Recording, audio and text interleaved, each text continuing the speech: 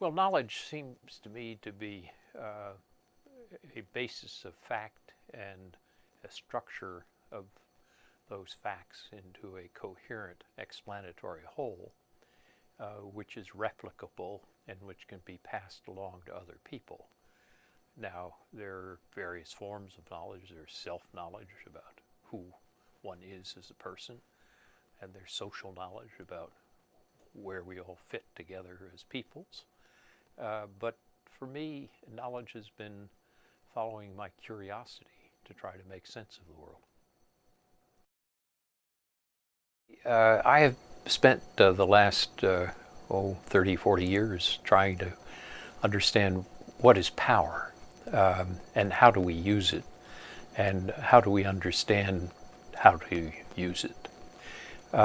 For me, power is the ability to affect others to get the things we want.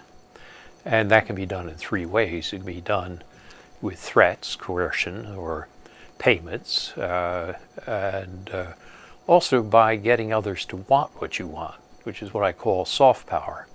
So using coercion or payment to get what we want is hard power.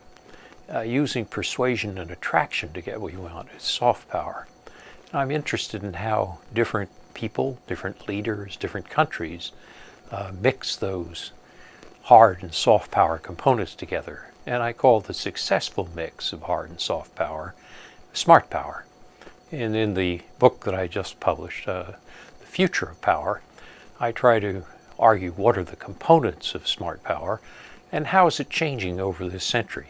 Basically, I argue there's a shift from west to east with the recovery of Asia, and a shift away from all governments to non-governmental actors, as we see the increased role of non-state actors and empowered individuals under the impact of the communications and information revolution. I'd like to know how we can use power to develop institutions and cooperation that will allow us to deal with some of the really big problems that we face. Obviously, there are still problems of the use of violence and war, though there are some statistics that suggest that in the long historical perspective, this may be diminishing somewhat, but it's still a very real and important problem. But there are also very large problems, which are how do we cope with non-state actors, particularly in the world of cyber technology, who can do the kinds of destruction that in the past were restricted to governments and state actors, and how do we cooperate to deal with that? And how do we deal with the big long-term transnational problems such as global climate change? We're going to have to learn to think of power as not just power over others, but power with others.